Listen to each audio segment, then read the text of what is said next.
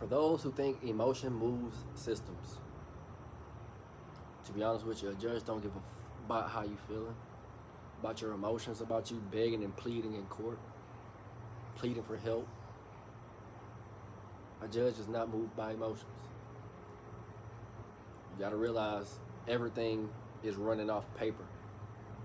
I used to think intent alone mattered. Then I realized courts, banks, trustees, and institutions move according to records, not emotions. There was a moment where everything started clicking for me. And honestly, it wasn't emotional, it was administrative because I started noticing something. People would argue passionately, tell their side of the story, explain their intentions, and still lose. Meanwhile, other people barely spoke at all, yet systems, excuse me, yet those systems moved in their favor. They invoked something, something, something about what they were saying caused the judge, the chancellor, to move in their favor. At first, that kind of confused me until I realized the system wasn't reacting to emotions. It was reacting to documentation paired with standing, to be specific, equitable standing. Because once you see it, you realize almost every major institution operates through paper, not feelings, not assumptions, not verbal understandings, records. That realization completely shifted how I viewed the world because suddenly I started seeing the same pattern everywhere, digging through case law. And actually, it's very hard to find this specific type of case law because the whole thing between you got the public side and then you got the private side. Most of the time with the private side, there is no records because guess what? It's behind the veil. But banks move according to records. Courts move according to filings. Trustees move according to instruments. Institutions move according to documented authority. And most people, they're still operating emotionally like a public US citizen inside administrative systems that they don't know already classifies them as dead and the principal debtor. So you actually have no say. You show up and yeah, you are saying, but they don't hear that. Anyways, it's a dangerous mismatch because systems can't process frustration, good intentions, verbal promises, or what someone meant. They process signatures, ledgers, agreements, records, and administrative conduct. That's when I realized documentation alone doesn't just support reality in these systems. It constructs it. And once I started studying equity, that understanding deepened even more because equity doesn't ignore paperwork. It looks Equity looks beyond the substance, or equity looks beyond the form to the substance. But if you can't speak that piece, equity looks beyond, Your Honor, a court of equity looks beyond the form to the substance of the matter.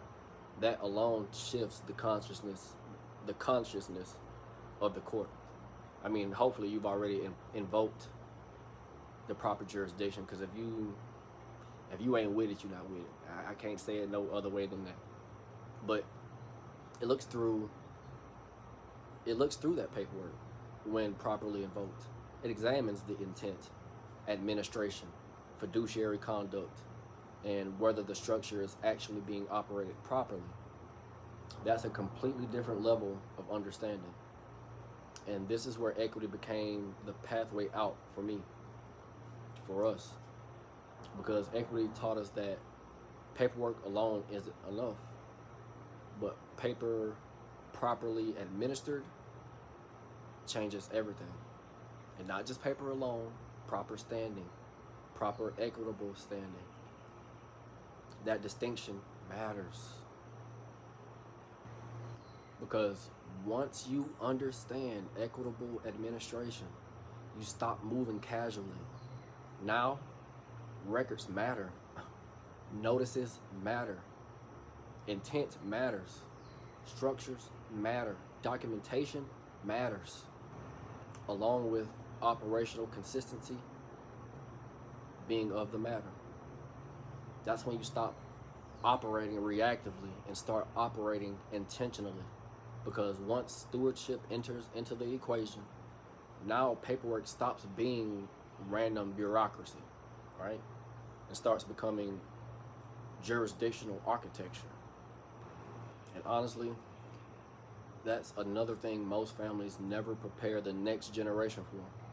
They may pass down businesses, trusts, real estate, or investments, but they rarely teach administration, documentation discipline, fiduciary operation, or how systems actually recognize authority, which means eventually someone inherits structures but doesn't understand how to operate them correctly under pressure. And that's where continuity starts breaking down. So if you're serious about becoming the son, the young man who can actually preserve structure and continue what your family already worked so hard to build, I put together a full implementation resource below. The Savior Son of Generational Wealth. This is for the man who realizes wealth preservation isn't just financial, it's administrative. Inside, we walk through operational trust education, wealth structure systems, administrative walkthroughs, family continuity frameworks, liability and protection concepts, live workshops and Q&As, and a practical roadmap showing you what to do next once structures and assets already exist. Because most men are taught how to acquire assets, yet very few are taught how to properly administer them. So if your father built something valuable, eventually someone has to learn how to steward it. And if you're here, hey, love and equity, check out their resource below.